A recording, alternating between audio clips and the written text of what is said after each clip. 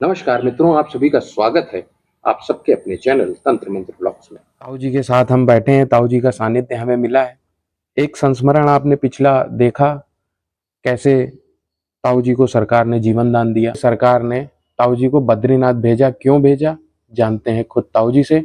बद्रीनारायण भेजने के पीछे कहानी ये है कि लगातार 5 वर्ष के अंतराल में जी सबसे पहले पिताजी का कांड हुआ गला दबा के मारे। फिर सबसे बड़े भाई साहब थे किरोड़ी नगर में, उनका रोड एक्सीडेंट में डेथ हो गई। जी इसके बाद में दूसरे जो भाई थे हमारे, उनकी पत्नी गुजर गई। जी इसके बाद में उनके 2 बच्चे गुजर गए, फिर वो खुद गुजर गए। और इसके बाद में हमारी पत्नी, उनका तीसरा बच्चा पैदा हुआ, बेटी हुई थी, यही गांव में हो गई थी। तो उनको बुखार ने पकड़ लिया।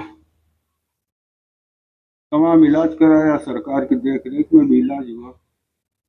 आखिर में सरकार ने बता दिया कि ये प्रसूत ज्वर है, इसमें कोई बचता नहीं है, तुम्हारी तो कोई हैसियत नहीं है। एक बहुत बड़े पैसे वाले थे, उनकी पत्नी को हुआ था, वो बचा नहीं पाए, तुम थोड़ा देख लो, वैद्यकीय इलाज करवा लो।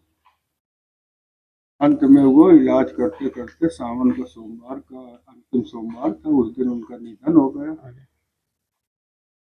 उनका दाह संस्कार 13 दिन का काम करके जब सरकार के पास आए तो सरकार ने कहा कि अब जब हमारी पत्नी का हम लोटा साधे थे तो हमको ऐसा मालूम पड़ा कि अब अगली मृत्यु हमारी सुनिश्चित है, अब हम नहीं बचेंगे। पूर्वाभास अंदर से इतना टूट गए हम, तमाम लोगों की मृत्युएं 4-5 साल के अंतराल में हो गई, तो हम अंदर से इतना दुखी और टूट गए कि अब हम नहीं बचेंगे। फिर वही 13 दिन के बीच में एक दिन हमने खबर भी भेजी सरकार के पास कि हम अंतिम दर्शन करना चाहते हैं, हम बचेंगे नहीं। सरकार ने कहा कि ऐसे दिनों माया नहीं जाता, तुम 13 दिन का 13वीं कर लो, 13वीं के बाद आओ, फिर हम तुमको बताएंगे। 13वीं करने के बाद जब पहुंचे, सरकार ने कहा कि तुम्हारी जितने घर में मृत्युएं हुई है सब आकस्मिक मृत्युएं हुई है जी, तुम हमारे साथ जा चुके हो बद्रीनाथ। हम सरकार के साथ सन 75 में गए थे बद्रीनारायण। तो बताया तुम हमारे साथ जा चुके हो, तो वहीं ब्रह्म कपाल पर सबका जो है पिंडदान करो जा करके, और फिर लौट के आओगे फिर तुमको कुछ बताएंगे। ठीक है।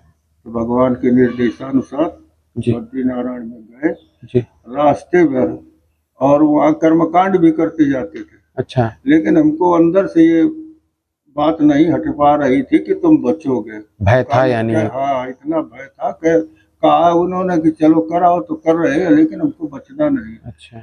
लेकिन वो कर्मकांड जब पूरा हुआ जी, और वो पंडित जी आखिर में जब बोले कि चलो खड़े हो तिलांजलि दो, तो अलकनंदा के पास खड़े होकर के जल लेकर के जी जैसे डाला जल, तिलांजलि देने लगे। आखिरी तिलांजलि में फिर हमने हाथ पैर फटके अपने, हम कहा अब तो हमने मृत्यु को जीत लिया, अब हमको मृत्यु का भय बिल्कुल नहीं है। तो इस तरीके अनुभूति आ गई, मतलब अनुभूति आ गई। उस दिन का दिन है कि आज के दिन अब हमको मृत्यु कब हो जाए, कैसे हो जाए तो हो जाए, भय नहीं है। अब भय खत्म हो गया, अब भय के नाम की चीज नहीं कि मृत्यु से कैसे लोग जो है, तो भगवान की दया रही कि उसके बाद में फिर हमारे परिवार में फिर कोई ऐसी संकट नहीं हुई। बहुत आकस्मिक दुर्घटना, गांव वाले पड़ोस वाले दुखी रहते थे, हमारे घर का हाल देख करके सब पड़ोसी दुखी रहते कि भगवान क्या हो रहा, ऐसी आपत्तियां थी उस समय। भगवान ने ही रक्षा की, आज उन्हीं दया से हम आपके सामने बोल रहे हैं। हम लोगों को सानिध्य मिल रहा है आपका।